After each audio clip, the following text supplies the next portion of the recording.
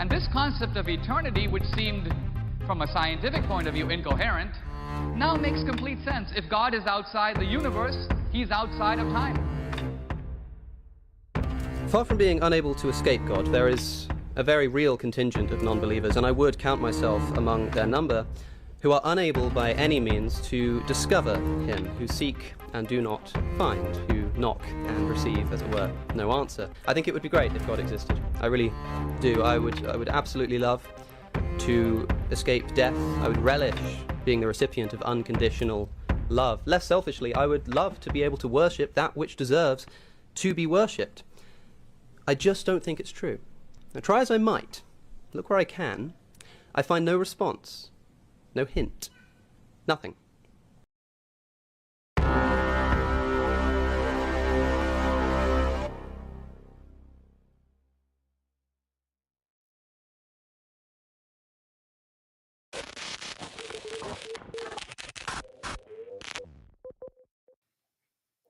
Hello, everyone.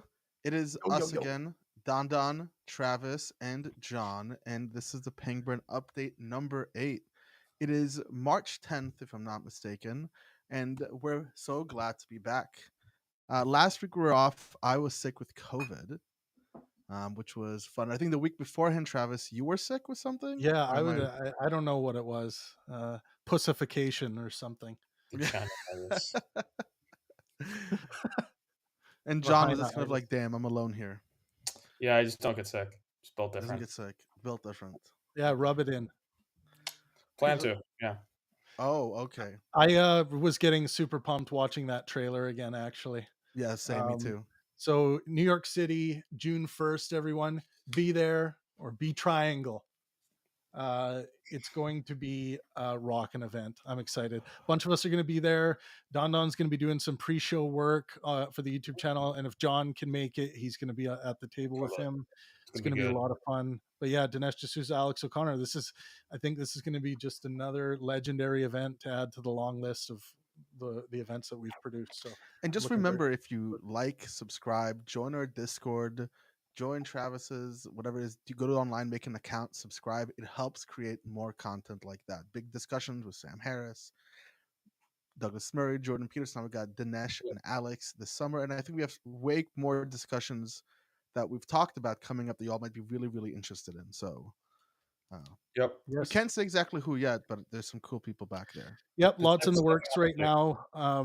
So yeah, for this year, the plan is to have at least 6 to 10 new live discussions, on stage discussions hit the channel this year. So that's the plan in that area. So I'm excited.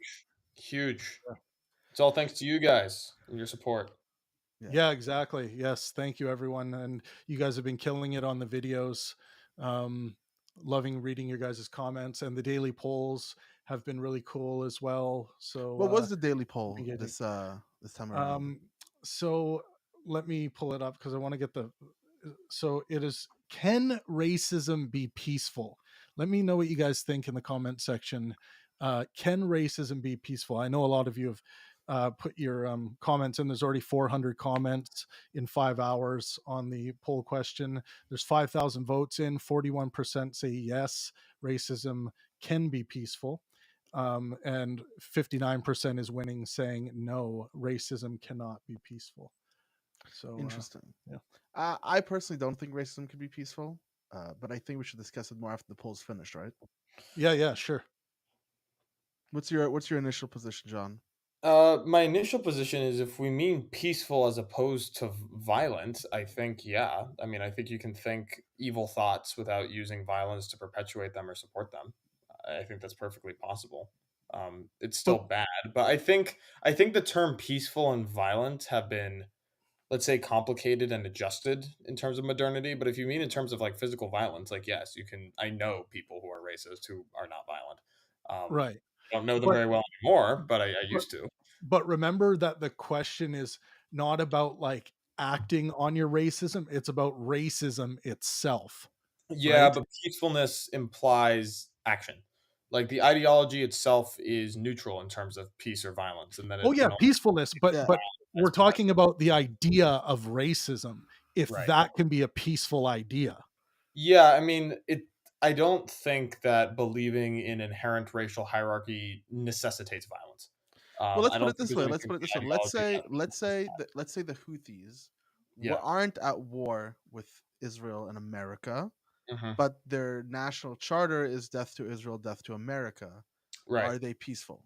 No, because in their ideology, it's death to this and death to that. Or what Right. if That's when violent. so can we then stretch that and say, okay, is it specifically just the ideology that is what makes it like if they say death to, or if someone goes, oh, we are black supremacists, is that Yeah. inherent, is that peaceful? I don't think it can be peaceful. Well, here's something interesting. Think That's of racism as like, okay, racial superiority. Yeah. And imagine if you were a racially superior person, thinking that you were but what's born out of that is the most peaceful idea of being, because you feel as though because you're so superior, you need to look after those around you Like even more, children, right? basically. So Like you have a very paternal type of racism. Yeah. yeah, that was kind of the way I was thinking of trying to demonstrate racism to be peaceful. That was the best model I could come up with. Yeah, and I think that's perfectly possible. I don't think it's very common, but there's nothing in the ideology of racism that would prevent that, a like paternalistic, like stewardship approach. Um, Obviously, it's all evil regardless. I'm going to keep repeating that just, for the sake of, I hear you. Well, context. before we get down on a topic that we won't be able to finish discussing, because we have other topics for tonight. The video that has been extremely popular on the channel this past week is why do people defend Islam? And we thought that a better way to talk about it is Islam versus the West. Why do people defend religion? So Mm, I have a small moment from that clip that we'll play, and then we'll continue the conversation. huge, Huge, Right on. massive. gigantic. Be many reasons why the people who deeply want to love and be rational are absolutely no damn use in that fight, because they want to preserve their happiness a bit longer, preserve their comfort a bit longer, cannot understand people who genuinely come from a fundamentalist standpoint. Yeah. And therefore, and there's also other, well, to steelman their case for a moment, it is understandable to be sensitive to and guilty about the history of colonialism and the reality of racism, and to be so committed to tolerance as your master virtue that you're tempted to tolerate intolerance and not recognize it to be cowardice, which in fact it is. So let's talk about that. Yeah. Tolerating intolerance. I think we can point to some obvious examples of this, like when certain groups or minorities or whatever feel like no one's listening to them, right? And then all of a sudden they start acting intolerantly towards, let's say, police. I think of BLM as an example of this. And I mean, Islam is an obvious example where people are willing to tolerate the ideas that are so anti-human, that you get to a point and you're like, you ask someone, how can you tolerate people saying death to America, or death to these people, death to this race, death to the Jews? And the answer seems to be some kind of like moral relativism, give up, like, well, I mean, it's their ideas versus mine, they should be able to have their ideas if I'm allowed to have my ideas. But yeah, I think we should create cultures where we continuously are challenging each other's ideas and not letting each other get away with anything anti-humanistic. I don't disagree, but I think a lot of the reasons why people defend religion in general, especially the way we're currently seeing with defense of specific fundamentalist Islamic cultures in a relativistic way, but I think a lot of it, and I think that's something that Sam hints at, this is just my intuitions, is that people don't know what it's like to actually be very religious. They believe that your actions are truly just motivated by material conditions. I see this a lot on what I call like the far left who just go, yeah, material conditions are important Red to too. to applying praxis, right? So let's say I'm trying to change a society, I'm trying to change an area and make them more humane. I can't just go and manipulate their ideology. I don't know how to do that, but I can do economic changes, material changes, which should drive that ideological change. But that does Yeah. not mean that ideology is not a driving factor. It does not mean that ideology is not something they truly believe in. I know when I was religious, I truly believed it. Not because I was poor, it's because I got radicalized by radical people and they convinced me of stuff. Yeah, I mean, I think that's right. I think that's a good read on why the left tends to defend religion. If we're talking about intellectual spheres, I would say that that read is basically right. I mean, if you want to know why like the average person defends religion, it's for the reason that you pointed out, Don. Not it's because you're raised in it. It's because it's what you know. And I think if you want to take the intellectual stance on why people defend it, is because religion defends against that danger that Sam Harris put it out. The idea of like the all-consuming tolerance that is actually not good, that allows in the door things that are bad. And religion, you know, for all its faults, um, does judge things as good or bad. It does not have a, although religions can be very tolerant, they're not so fundamentally tolerant as to give rise to the danger that Sam Harris talked about. I think I think it was G.K. Chesterton. I think the quote is that tolerance is the virtue of the man without conviction, and you know people like to have convictions, and religion kind of supports that. So that would be my read. Although Don, your insight on why like BreadTube defends Islam is interesting and well taken. But yeah, But so what is the right? Why do you think the right defends religion, John? I Because think it's for the there are places where even people who are atheists in the right will tend to defend. I see do a lot more apologetics for the mingling of Christianity into American politics. yeah. Well, it depends on who you're talking about. So the most people on the right defend religion again because it's their culture, it's what they were raised in. If you want to know why like intellectual, like atheistic right wingers defend religion, it's for the same reason why I do it. It's because I recognize the direction that society is going without it. I recognize what type of guardrails it gets rid of and the dangers in that and the level of tolerance of things that we feel are bad. And that's not good. And religion was always the guardrail against that sort of thing. I mean, that's always been my argument. And then you can make a fundamentally, you can get rid of the values for a second, and just make a prudential argument, which is just religion is really old and like really foundational, and we don't know what happens when we get rid of it. So maybe let's stop being so cavalier, guys. I don't think we can Which get is rid of it. which is I another think argument that I tend to like. I agree with Reza Aslan here. I don't think you can get rid of it. I I think agree. I think that when we talk about religion, we're generally in the West talking about monotheism. We're talking Mhm. about organized religions, ones that have like a specific text, a dogma associated, and usually a belief in like a super uh, natural being. But I think religions, as other philosophers like Rousseau pointed out, civil religions are a thing. There are Yeah, religions that are non-theistic, that are yeah, they don't adhere to a central text. The text becomes the constitution of a nation. That's yeah. like the things we care about and hold on to. So what are you? So for me, Yeah. when you say the breakdown, the getting away of the religion, are you saying the getting away of dogma, of getting away of believing in a text that's inalienable? Is Yeah. that what you fear? Yes, to a certain extent. I mean, you can think of biblical text the same way you think about the Constitution for government. Like, there's a lot of change in there, but it's actually good that we have a fundamental document that we can't really mess around with that much.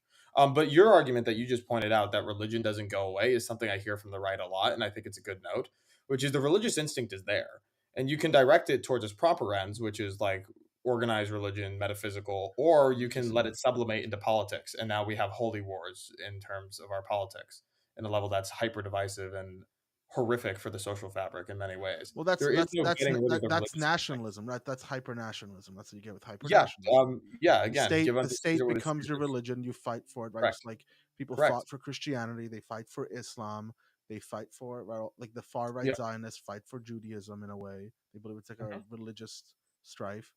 I mean, I would love to replace that, not just with nationalism, but like non-dogmatic nationalism, one that you can recognize. Oh, the Constitution, these biblical works, they are not absolute. We shape them. We can change them Yeah, I don't taken think that's together. possible.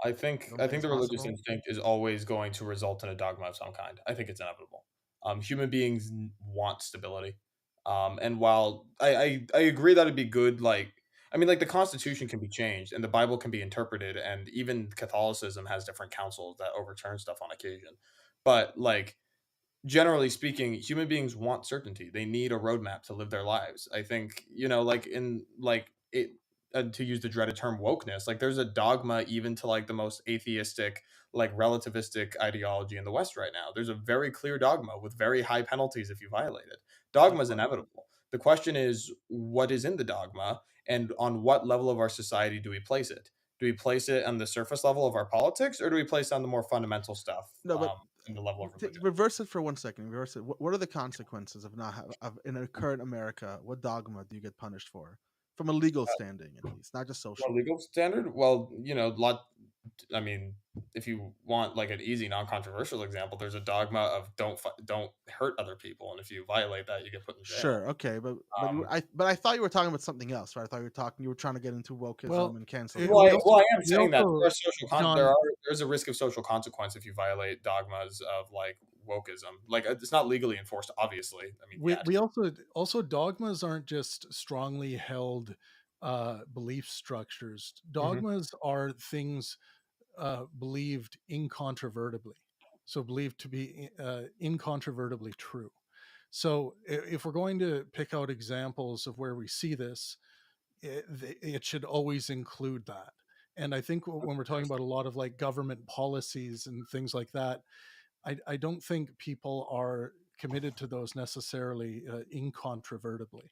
But when you're talking about people's beliefs with regards to the so-called creator of the cosmos and everything, that tends to seem justifiable as an incontrovertible truth Mm. um, because of the magnitude of it. Well, I'm curious, Travis. Do you think, let's say some of like the social norms, like let's say trans women are women. Do you think that people who are very um, cultural hard leftists, would you say that that's a element of dogma? That they would say that that's incontrovertibly the case? Because in my I experience, depending on the yeah. person, I think it fits that description. I don't know. I mean, I would have to talk to people. Like if you ask them, is it possible that trans women aren't women? You'd And say if no. they say no, that it's impossible for them not to be, then you've identified a dogma. And also a lot of dogmas are well, I would say dogmatism is actually delusional, because a person can't know whether something is incontrovertibly true. I would claim. Um, Yeah. you have to examine the entire realm of possibility in order to be able to rule out or rule for something being uh, incontrovertibly true. So I think a better way to say it is that dogma is a belief that you are unwilling to have the option of not of changing.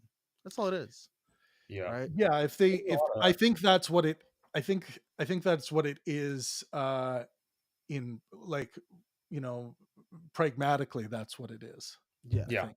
Yeah. So, like I for like example, I'm pretty sure 2 + 2 = 4.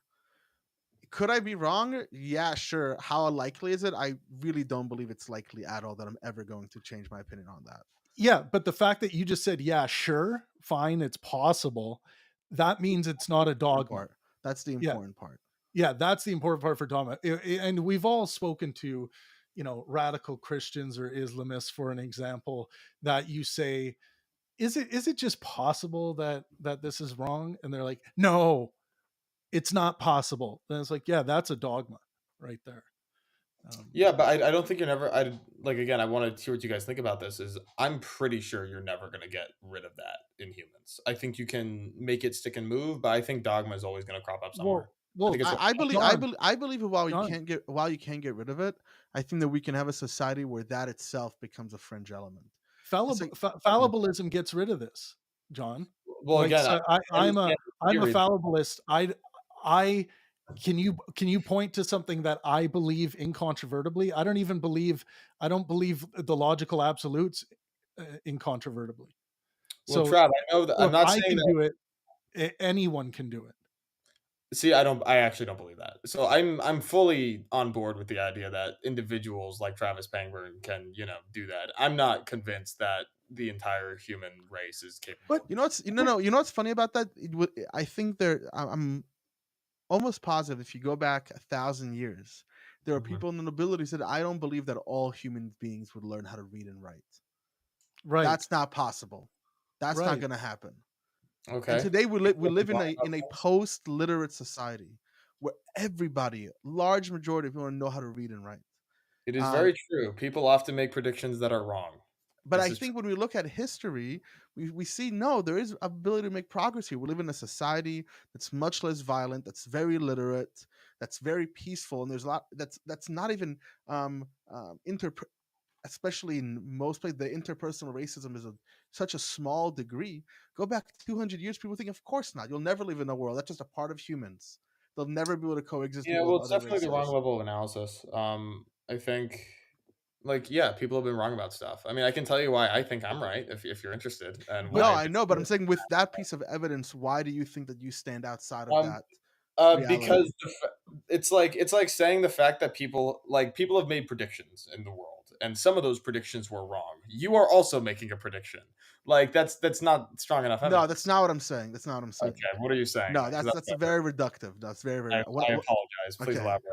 What I'm trying to say is that in these specific when people talk about their predictions regarding the inability of humans to do X or believe Y or get along because of X category, this has been done all the time, and history has proven us that that's wrong. That humans can actually not steal, not be tribal, not be warring, not hate each other just because of a skin color, or be open to having homosexual relations within society. Right. All of these different things. That just has what history has been. Yeah, I don't see why we cannot live in a world where people aren't dogmatically religious. I think that is I 100% didn't. possible. I think that Yeah. there are secular communities where most people who you would talk to would believe that. I don't know why why it's impossible for the rest of the world. So I think the difference is level of specificity. That's what I actually think the difference is. I don't. I agree that there's a possible reality where humans are not dogmatically religious in the traditional sense of being like organized religion. But like even secularists that I talk to, I find to be rather dogmatic. I think that the idea of dogma itself is a much more broader prediction than literacy than any particular social norm. I think it'd be closer if you wanted to make like the 200 years ago equivalent. If somebody predicted, yeah, I don't think human beings are ever going to all be of like the same literacy level, or I don't think all human beings are going to all have like the same mental capabilities. I think that's a much more fair one-to-one Yeah, comparison. but But is you're that what you were talking Saying saying? that we'll never get rid of just saying that we'll never get rid of dogma, no matter what form it takes. Saying that we'll probably never get rid of that completely is like I feel like is a pretty safe prediction. Yeah, but John, I don't feel like it's equivalent to like these here's hyper stuff. here's the thing though, John. I agree that it might not be sexy enough. If that's your argument, it might not be fallibilism might not be a sexy enough position to take up. But like there's not all people have to do. They can keep their Christianity. They can keep their they can hold on to Islam. All they have to do is have a tiny little piece of doubt that it in this realm of possibility that it's possible that they might be wrong about this. Well, That's all it takes. And do we not see the world trending in that direction if we look at the global state of religiosity right now? Well, I think personally, almost everybody has some piece of doubt in their heart, but I don't think that building the doubt into the dogma is going to be a thing that really happens. And I think the reason for that is quite frankly like a fundamental moral code, like thou shalt not murder, thou shalt not steal, thou shalt not covet thy neighbor's wife. Putting in the 11th Amendment or the 11th Commandment saying, but these could be wrong, but they're probably right. Like it's just not good enough for people. It's not secure enough. It's not solid enough to base a life in and to base a society in. I don't People think so.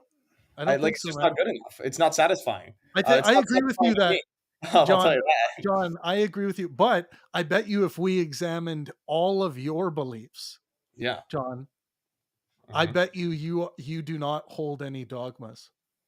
I don't know. Do you think it's anything? Do you believe anything about reality or your experience that couldn't possibly be incorrect?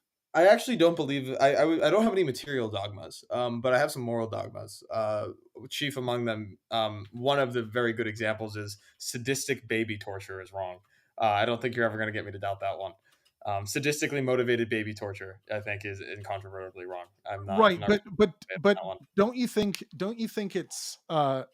possible that there's that like, I mean, even like, imagine the most sadistic, insane game you could ever imagine that a creator of this universe might be playing with regards to that torture or whatever. Do you not think there could be something about that we could never comprehend? I'm not saying that we could comprehend it, but something that we were unable to comprehend that would make that right. Yeah, I That would think never be, by the way, John, that would never be an argument in as a reason why anyone should ever consider doing sure. this.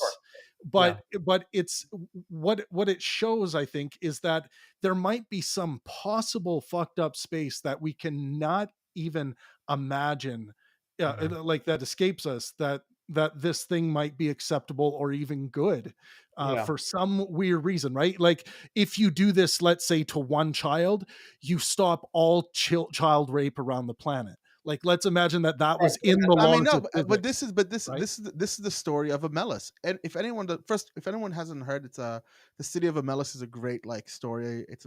You can use it as a thought experiment for lots ethics and morality. But the story is that this perfect town. It's a literal utopia.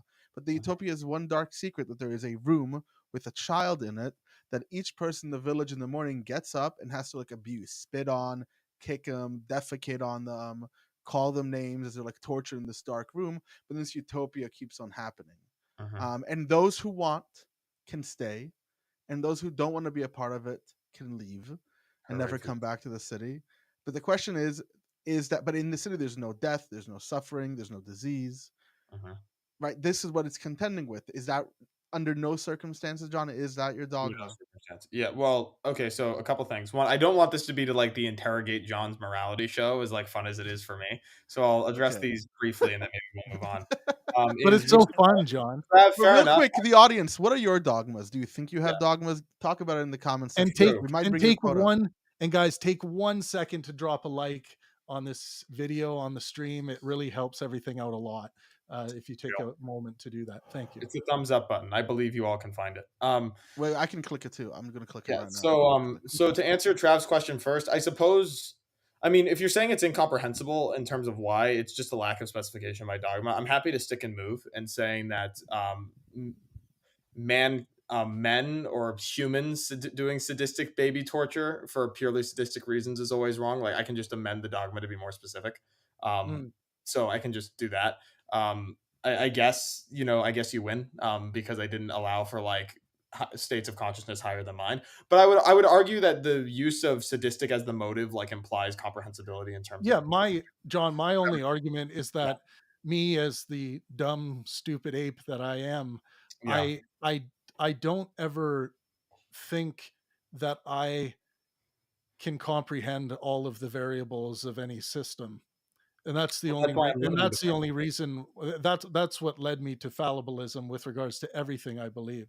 I mean, and that's why my dogma is hyper specific and specifically rules out other variables. It's like ruling out, like assuming that this is purely sadistic. But to your Yeah. point, Don, yeah, I'm not a utilitarian. It's not okay.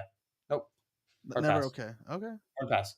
Not worth Hard it. pass. Hard pass. Especially like the world kind of sucks, man. It's not the world sucks a little bit naturally. That doesn't give you the right to like artificially make it suck way more for somebody So, random. something I wanted to say as well, Especially for a child. Douglas Murray was starting off the clip here with regards to why do people defend religion, talking about, if people can alleviate some suffering for a little while longer. A lot of people are going to take that if they can get that through religion. and Mhm. and one defense I will put forward for religion in some cases is the heroin addict defense. I just call it that because that's the experiences that's the experiences I've Yeah, yeah. had, where I've spoken to heroin addicts who say, um, I tried everything. I tried rehab. I tried all of these different programs. The only thing that worked for me in the end to get off the juice was Jesus and Christianity.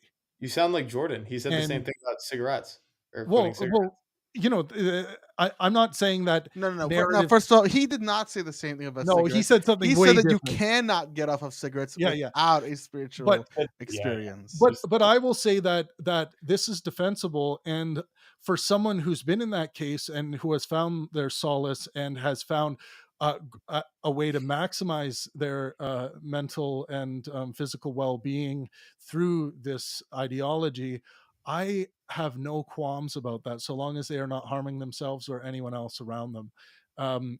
So that would be probably my best defense for the application of religion in some cases, that it can really do amazing things in maximizing well-being for oneself and those around them. And fundamentally, for me as a moral well-beingist, that's what I'm interested in. I'm interested in people flourishing and thriving from a well-being perspective in life, not simply surviving, because surviving is not enough.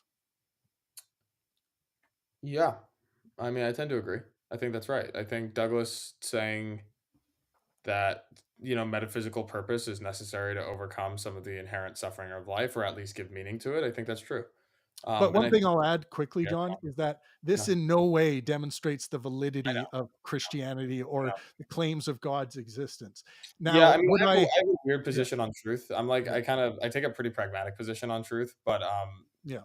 but to the point, I understand that in no way validates it. I agree. I would say though, on the flip side, that this is a lot of people talk about how religion is nice because it relieves you from death anxiety, right? Like knowing the Sky Daddy has your back makes That was Freud's yeah, main point. yeah, and like Reddit tier atheists talk about this quite a lot. And I would say, like to some extent, that's true, but I would make the argument that at least in my experience of becoming maybe not outright religious, but certainly more religious, is I find it a little bit more stressful. Like I feel like my anxiety that like, oh, what I do actually matters in a cosmic sense and it impacts my destiny in the long term, and that there's expectations of me, like stuff like that. Like in some ways, I find it higher pressure in some aspects, which is something that I don't see brought up a lot, even by apologists. So I kind of wanted to throw that Do you know out what's there. interesting about that? Yeah. I don't disagree that Yeah. secularism in general and atheism, I hate using that term, non-believers might fall into this idea of like they kind of become these existential nihilists. And Yeah. I think a big part of it, because no one has really, people, at least people in the atheistic world, don't speak about existentialism. They don't speak about meaning in the world, but you can understand meaning in the world in very secular ways. I had a great conversation with my friend about Egyptian religions and Egyptian and this idea of like the soul. And they believe when the soul was eternal, they didn't just mean this is why they wanted to bury you in monuments and like adorn you with your clothing. They believed that you had like different versions of it. You had like your soul, who you are as you exist in your body. Then there's the memory of you, is still your existence within other people, and then your memory throughout history. Hmm. And they wanted to preserve that to have a lasting impact. I can look at my life as trying to set that up, as leaving a legacy, a real tangible legacy. And that's how I get to the afterlife, by having meaning and making impact even after my body is no longer alive. You can do that and think about the world in this beautiful metaphor without needing the dogma, Yeah. without I agree. needing the god, without needing the fairy tale. There's nothing supernatural, there's nothing mystical about what I just said. Yeah, and I mean, you can get like, for those who are looking to suck as much narrative out of this life as they can, people who are secular still find that there's so much beautiful art out there that will give us that same kind of inspiration that one would find under some kind of religious doctrine. So But it's interesting. If you're purely materialist, I don't know. Maybe you guys can explain this to me because I've always wondered about this. Like stuff like inspiration and beauty and love. Um, if you're purely materialistic, you have to recognize that as just like electrochemical signals in your brain. So And what? Makes no everything else, difference to right? me. Makes no How does difference. that make a difference to yeah, you? but John, Because I still experience it. It's still there. things don't have to be physical to be real. Like, Well, for it is example, physical. no, it doesn't need to be physical. Let me explain what I mean. There is no physical representation of the experience of color. There isn't, Mhm. right? You look at me in front of you. You see colors. What is red? What is the space red takes up? What is the physical thing red is? There is no physical counterpart to the experience of the color red. The quality of it in philosophy, it's a fancy word, but the experience of red. But that is real, man. Don't let any materialist tell you that red is an illusion. It's a real fucking thing. It's not just an illusion. It's not just a magic. It's not misapprehension. It's Well, a I mean, legitimate I tend to experience. agree with you. Love is one of those things. So Well, it doesn't need to be biomechanical to be real. I mean, I agree with you that it's more than biomechanical. What I'm saying is, if you're just a materialist, it's hard to. I don't understand how you make the argument that it's real beyond just your brain drugging you. Essentially, Why does it I'm need to sure be it's just anything math more makes than that? sense. What I mean, why do I want it to be more than that? No, why does it need to be okay, anything you more guys than are that? getting. Please keep going with this because you guys are getting to the essence Why does it of need to be more than that? Yes. the issue. Because Yeah. Yes. Why does it need to because be more than? how Why does it need to be more than that? how it feels inhuman to chalk up the love of your wife or the love of your children or the love of your husband to your brain drugging you with oxytocin. It reduces you to no more than a biological robot that doesn't it feels so fundamentally inhuman that I reject it on a certain level. I'm not going to pretend like I can scientifically prove to you why it needs to be more than biomechanical, but I'm telling you why I don't accept it is because it's fundamentally inhuman, and I think it I don't understand how it's it inhuman. sucks a lot of meaning out of all our behavior. So, John, so what does it mean? It So, what sucks does a it lot of mean the to be meaning and the inhuman? beauty out of our emotions. Yeah, so what does it mean to be inhuman here? Because what I experience, I go, okay, this is extremely human. This is what Yeah. the evidence bears out. Let me be a rational agent and see this is what my evidence is. They go, but this machine that I live in, this mechanical machine that I exist in, that does these amazing, beautiful things, Yeah. it is what it is. But all these other beautiful things that I experience, those are as real to me, or sometimes even more real to me than other things. But there's still We don't need to, there's still the extension of this biological machine that if I stop its heart beating, all that disappears.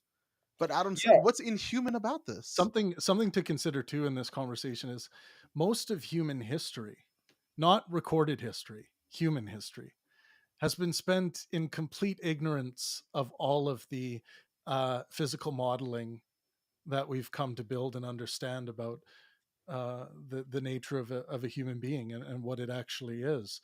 So, and think of all those constructs over those long periods of time that are built with in that ignorance, and those constructs that are built are still beautiful.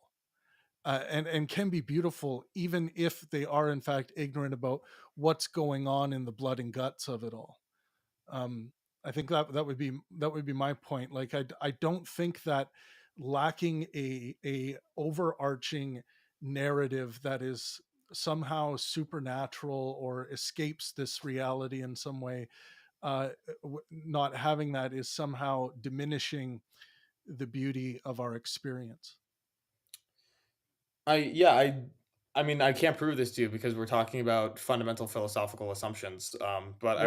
I would say that it doesn't need to escape this reality. I think the better way of thinking about it is it escapes scientific, purely scientific and material description.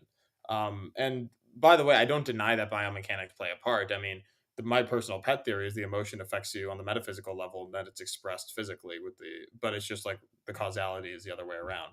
Is the experience it's the metaphysical experience is first, and then the biology catches up. But again, it's if I could stop you from feeling love, and all it would take for me to do that would be to suck all the oxytocin out of your brain, and that would mean that not just that the love is suppressed, but it's just gone. That feels like it makes love less real. I like things that are John, only I based don't on know. While you're still in school, I would take um a psych class about the brain. Drugs, yeah. take drugs in the brain. Yep. Take I don't know, Yeah, obviously there's a biopsych. relationship between Like, your brain and your mind. I'm just saying that there I mean, is such a John, thing as I autonomy. can you can I can give you medications that will erase your memories. I can give you Yeah, that's not good though. Like, I'm It's not saying it's not that there's about no good or relief. not. It's about recognizing that that's what's driving. I can give you medication that would numb your emotions entirely. No, Hang I'm on. John said that's not good. Would you? We need to do an episode on gene editing and memory editing and things yeah, like that. I have very I clear. assume John has very strong I feelings feel like I have against it. very reasonable opinions. Do you Let me think tell you you're something. Let me tell if someone's suffering from PTSD and you could erase that memory and cure their PTSD, you should do right? it. Yeah, I agree. Like if a Actually, again, like, if it's yeah, I was if gonna it's say, gonna be, like if yeah, a child saw their parent put a gun to their head and commit suicide when they were young, and there was good evidence to show that if that memory was snuffed out, mhm. then they could Actually, have greater feats of well-being in their life that wouldn't be affected by PTSD or any other traumas that Now, come mind up. you, okay, this I have to think. I have decision, to think mind about you, the this control. decision would be made by a legal guardian, an adult, right, in Mhm. consultation with next of grandparents, dad, whatever it might be. And it's not like the kid would not know that their mom has died. They would just have not seen her brain blow against the Yeah. wall. Right. Yeah, I'd have to think about the memory editing more. The gene editing, though, I have a pretty strong opinion, which is just if you're using it to cure an ailment or an illness, good. If you're using it to create a designer baby who has like bigger muscles or blue eyes, then it's wrong. Well, It's John, what if you wanted Wait, to what if you fuck a create? woman because she's pretty and has blue eyes and blonde hair? Yeah, That's because you're you want no, attracted those to? genes. Is that gene editing? Is that also no, it's bad? not. Oh That's shit! it's look. Now there is a qualitative and important difference between natural and unnatural processes. I think Uh, they're all natural, but and unnatural processes or artificial or man-made processes, whatever you like to call them, should be used with much more sparing and caution than natural I processes. think that's as natural as a beaver dam. yeah, I think so too. That's very silly. Well, we just had let's just move on. First of all, thank you, Foley. We love you too. If you enjoy the podcast, make sure you like, subscribe, and come to our Discord. It Real. should be fun there. We hang out there all the time, so you can come Real. talk to us if you want to. It's a free space. There's other people in the community who participate. Yeah. But we just spoke Not about a, absolute. anyway, yeah. Last thing, I'm not a meat robot. Actually, I'm a Okay. little bit more than that. I think. You're a meat popsicle. Travis is gonna lick Yeah. you up now. No. Oh yeah. Yeah. I'm gonna rub my mustache Yeah. for that one. I feel like I'm being assaulted right now. I don't. I mean, you're the one who talked about being meat. Well, Now- John, what if you wanted to gene edit so that you had a trans kid? Ooh, no, absolutely not. But I can do that. I can say that it's regardless of the trans thing. It's like you shouldn't be able to make designer babies. If you are curing an ailment or a genetic defect, that's good. But if you are doing it when the child is already perfectly healthy and by all accounts normal, and you're making modifications for a reason other than assisting their health or correcting a defect, then it's wrong. What if it was to Are turn? you What saying, if, John? what if it was to turn a gay fetus into a straight fetus? Right. I haven't thought about that. It depends on Well, how think much. about it now. Probably not. Probably not. What if it was actually. to turn a straight baby into a gay baby? Definitely not. Okay. Definitely not. Probably not the gay John one. Parker, ladies Probably and not either way. gentlemen. Probably not either way. But also, they still haven't found the gay gene. Like, John, still. we're talking No. about ridiculous hypotheticals, all Yeah, right? We might yeah. as well be talking Probably, about probably, what if unicorns probably not farted either way. rainbows? Like, relax. Yeah, probably not either way. It's We not just so went into obviously a Teen defect. Vogue territory there. Yeah, it's not so obviously a defect. I think there's interesting debate there. Yeah. Yeah, But no, I also don't designer think babies you just really like a bad idea. Like, imagine you can gene edit to like make their IQ higher. Like, that's insane. Like, let's that's not do a it. thing. I'm down. I'm down. Please, God, no. Why not? Well, If I had a child, I would absolutely. If you could tell me, hey, I can make sure that your child has a lower risk of cancer, higher IQ, longer, all these factors, and all I'm gonna do is change these little genes. I'd be like, yeah, Well, go for it. Let's One of those is not like the others. although It's some so of the stuff dystopian, bro. Do you not see the dystopian story playing out from that premise? I like, see so the ability obviously? of humans to build and change nature, to manipulate our reality, to take the ideas of our great enlightenment thinkers like Locke and go to nature and make it something amazing, to make it better Beaver than what it is. I'm Dam. down for it. Beaver There's a Dam. level of fundamental. I agree. I think humans are the stewards of nature, and we have the right to modify it to our liking. But there's a level of fundamentality, especially when we're editing ourselves. When we're You guys, when we're I go to the gym. I edit myself on at the gym. ourselves. You And guys, that- just me in the comment section said, well, what if your child is a genetic idiot? It depends on how low IQ. There's a level of so I'll amend this. If they're a level of low IQ, like if you're like below 60, I think you can gene edit to get them up to something that's usable. Now here's the ultimate If question. you're like 110 and you want them to be 150, like that's Now a follow-up to that question is Donald Trump a genetic idiot? No, he's not. Idiot has a technical definition. Genetically predisposed to narcissistic personality disorder. Yeah. Maybe, Okay. yeah, but he's not an idiot. He's not. No, he's definitely not an idiot. Okay, No. but let's watch this thing. This is this clip. It's Jordan Peterson talking in front of the Congress of the United States, which I thought was really, really interesting. Let's watch a little bit. Well, some it hints from depends on what you mean by the damn thing. Yeah, take me true. 40 years Does to depend. answer it. Hostages sitting in Gaza right now are actual American hostages sitting in Gaza right now under captivity of a terrorist organization. And we're supposed to equate the people sitting in jail who rioted and attacked this Capitol, we're supposed to equate them with these hostages. Mr. Chairman, you continually say that it used to be that both parties agreed with the First Amendment. It didn't used to be. It is. It remains the case. We all agree with the First Amendment, but the problem is that the First Amendment is not absolute. It does not protect any single thing anyone says, and there are limits, and that's important. And what this committee has been trying to do for the last year and a half is to chill the federal government from monitoring what is going on social media and otherwise out there, so that misinformation and disinformation can run rampant on Elon Musk's social platform and every other social platform, so that they... What is that? The fuck is that just sound? That's my fault. I'm sorry. John? No, but what was that tapping? Was that you too, John? The tapping was not me. Tapping was somebody else. What was that tapping then? What is going on? Okay. Scott, are you doing something in the back there? Mute don't yourself. No, of course it's not Scott. Scott's perfect. So Yeah. we'll just blame Nivik because he's not here. Yeah. By the way, if you guys have to go on our Discord and find out who Nivik is. That should be a challenge. I want anyone who's listening, join the Discord if you manage to have a successful conversation with Nivik. Okay?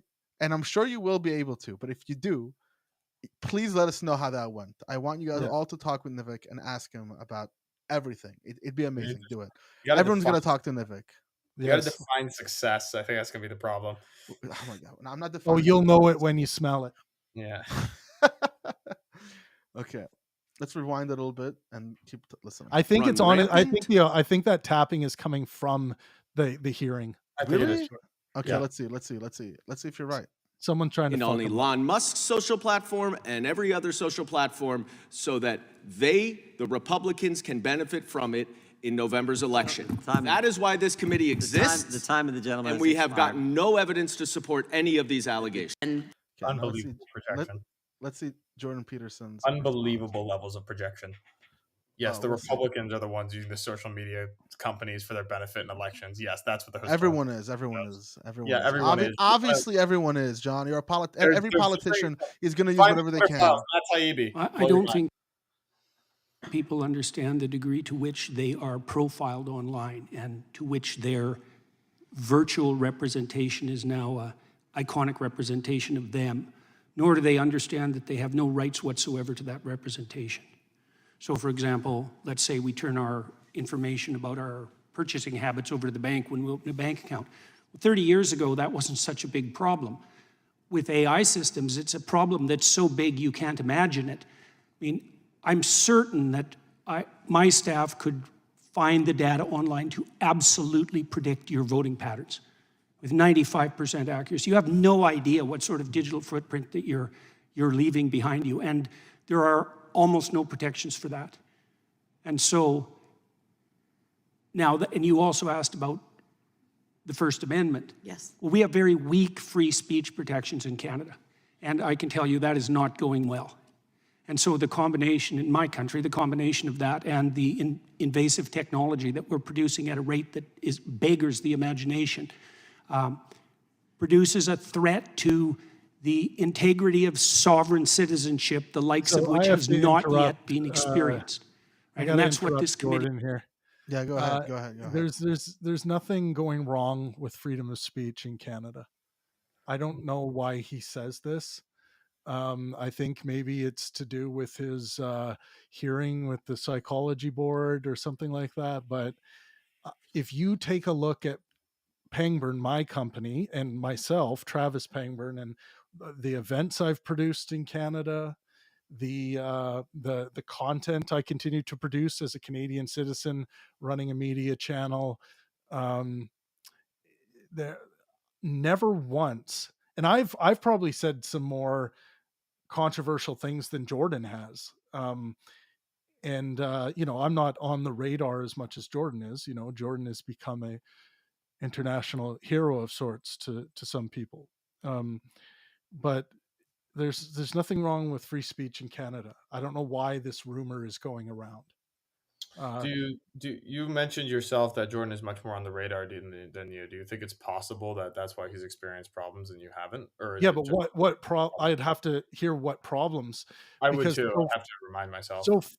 So far what I've heard Jordan cite is like some ways that the government chose to deal with the trucker protests and some things like that he didn't like, but which as far as I'm concerned, if everything would have been fine if the trucker protests weren't breaking laws, that's when it became a problem.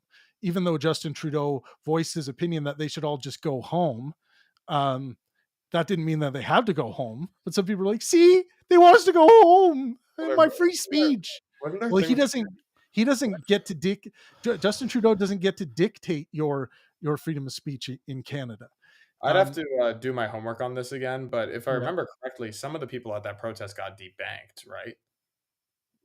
Well, wasn't it because they were using funds to support law breaking? Well, what they were doing is they were supporting the protest writ large, and they were supporting the protest writ large. They were blocking. They blocked Ottawa, guys. They blocked the central capital city of Ottawa with trucks. Yeah. So anyone who's participating in that to breaking the law, they froze their banks. They couldn't continue using that money, and that's just because you might not like the law, but that's the law in Canada. You can do that. Yeah, and to be fair. I will say, to be fair, that most people who were engaged in this trucker protesting thing were not doing that. They weren't breaking the law. But when certain people were starting to deface public property and block roadways and things like that, that's when you need to make sure that your money cannot be demonstrated to be contributing to law breaking. And that's why some of those accounts were frozen. Not all of them lost money or whatever, but that's why the accounts were frozen. But anyways, I would want to hear more things from Jordan, because as far as I can tell, Jordan's been traveling around Canada saying what he wants on stage, making hundreds of thousands of dollars per night, per speaking engagement, and doing very well as a Canadian citizen, speaking freely in the country. So if this is some kind of, getting ready to kind of pump the tires of the next Conservative candidate in Canada, I'm starting to become wise to Jordan and what he's doing here. Yeah, I have to do my homework again. It'd be interesting to look. Because if you look at Jordan's Twitter, in the past couple of years here, he's turned into completely just seems to me like a political pundit. Yeah, this is true. It's happened. Before we get that, I thought he had something interesting to say about AI and privatization, which I didn't mind, but I want to hear about this free speech aspect, and then we'll get back to continuing the conversation.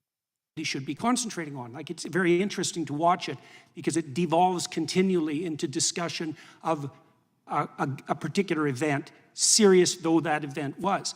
It's like, no matter how serious that event was, it pales in comparison to the potential severity of the issue that we're attempting to point to with regards to our testimony. These artificially intelligent systems can do things you can't imagine.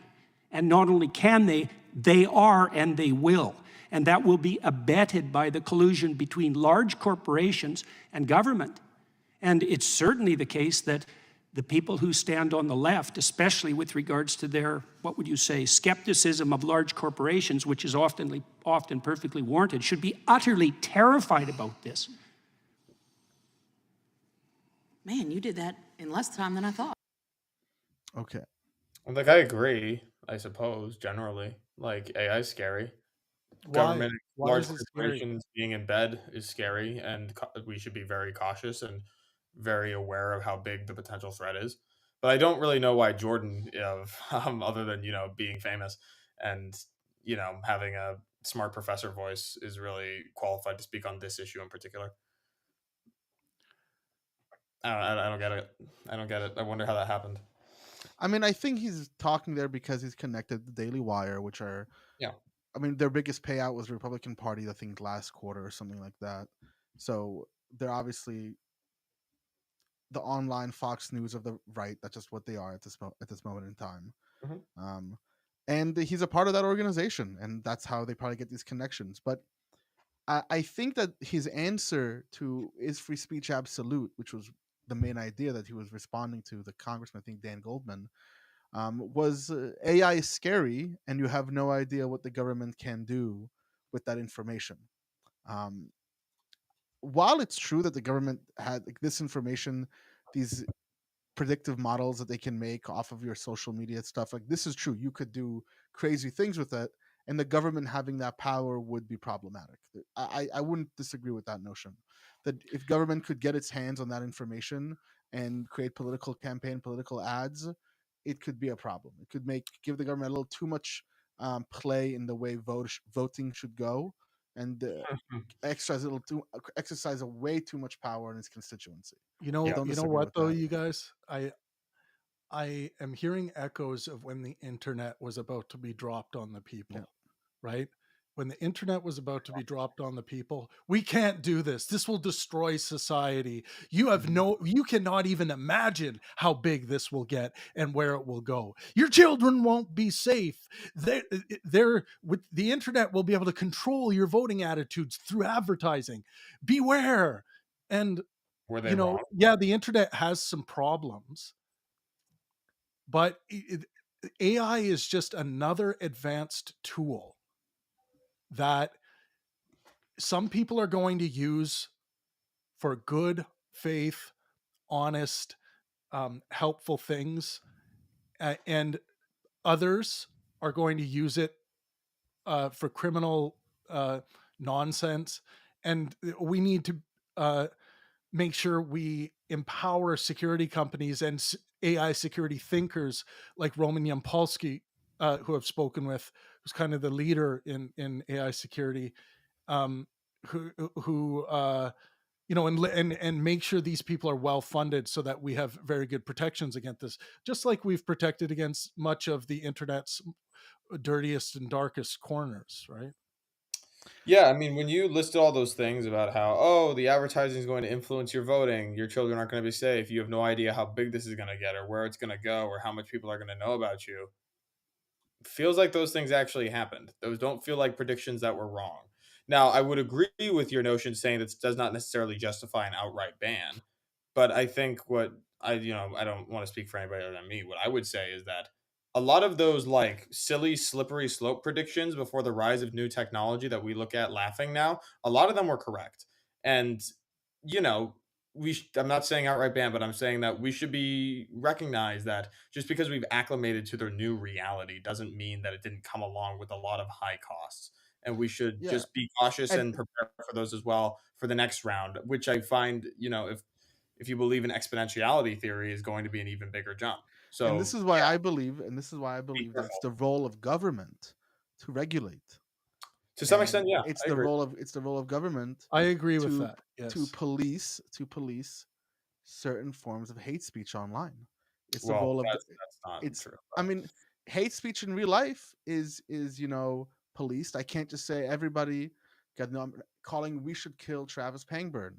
We should go ahead and find everyone, I can't say that out loud in the streets. Yeah, that's hate speech, right? Yeah. I Well, can say I hate Travis Pangburn and I hate his dumb mustache and I really don't like him. Well, what am I? Because I'm talking from the perspective of the American law. American law, it's call to action, right? But British law is different, Canadian law is different, Australian law is different, and each country has their own laws and their own president. But that is within their right to do so. Free speech is not absolute. We can change it. We can amend it. We have courts to decide on it. Yeah, I mean, I believe Goldman's that. right. I like the current system, and I think that the Canadian government, American government, in the UK, they will still weigh in, like, from a law enforcement perspective on claims of harassment. These are judicial issues. Yeah, so America even if they happen online. So I feel like we're pretty well protected. I don't think there needs to be, because like the whole idea of hate speech dawned on. It made me think of Michael Scott. It's like, that's not what I hate. That's not what I hate crime is. Well, I hated it. But yeah, like I don't know. I guess it depends on what you mean by hate speech. Exactly. I mean, but whatever nations agree, whatever the people of those nations in the democratic. Yeah, I mean, I tend to be of the opinion that like popularity isn't really the standard. In my mind, again, I believe in metaphysics to a certain extent. So I think that rights are a little bit higher than popularity in government. I mean, but then again, you recognize that it's the people who decide what the rights are, right? No, they don't decide what the rights are. They decide they decide what rights are recognized by civil government, but they don't decide what natural rights actually are. And that's also a whole other argument. I think you went to. I know, and we don't. We got to wrap it up. Yeah, we have to wrap it up. So, everyone, get your tickets at pangburn.com. Pang-burn.com. We should go. Burn. Don will never get this right. I'll never get it right in the history of history. It's so over. Join our Discord, like, subscribe. Travis, I'm going to annoy you, but I'm going to play the ad, and then I'm going to play the other ad. No. Betrayal. Here comes a very long, drawn-out advertisement. Yeah, Travis hates this ad, but I think it's important. Please go support us. Get the VPN. It's actually a good deal, and it helps us out a lot. Yep. So, protect yourself from the scary AI and internet, just like Jordan was talking about. Yep, exactly. John, they're coming for your babies. The market solves lots of problems. Get your VPNs. All right, folks, Trav here. I have produced legendary conversations all around the globe: Canada, US, United Kingdom, Australia. And after a long night of discussions, I want to sit down and catch up on some cool intellectual access VPN, my intellectual companion. Private Internet Access VPN service is not just about unlocking Netflix or Disney Plus content. It's about unlocking a whole new world of intellectual exploration. Click connect, and suddenly you have access to a conversation from the other side of the globe that you never even knew existed. This sponsorship with Private Internet Access VPN is about all of us in this community. It is going to allow us to produce more legendary events that will last for years to come. With over 30 million downloads and a no logs policy that has been proven in a court of law, your intellectual property remains yours. It's not just a VPN, it's your shield against unwanted surveillance. All you need is one VPN subscription to protect all of your devices: Windows, Mac, Linux, iOS, you name it. With a mind-boggling Pangburn community discount for 83%, you're only going to be paying $2.03 per month. You also get 4 months free and a 30-day money-back guarantee. All you thinkers, debaters, and knowledge seekers, hit the link below to secure your new Private Internet Access VPN deal. I want to talk about a remarkable phenomenon that is going on in Asia and Africa, namely the large-scale conversion of Muslims to Christianity. There was a complaint by a guy on Al Jazeera who said that by his count, 6 million Muslims are converting to Christianity each year. Christians have been saying two things. Number one, God is eternal. Eternal meaning not living forever on and on and on. Eternal in the sense of outside of time. And this concept of eternity, which seemed from a scientific point of view, incoherent, now makes complete sense. If God is outside the universe, he's outside of time. Far from being unable to escape God, there is a very real contingent of non-believers, and I would count myself among their number, who are unable by any means to discover him, who seek and do not find, who knock and receive, as it were, no answer. I think it would be great if God existed. I really do. I would absolutely love to escape death. I would relish being the recipient of unconditional love. Less selfishly, I would love to be able to worship that which deserves to be worshipped. I just don't think it's true. Now, try as I might, look where I can, I find no response, no hint, nothing.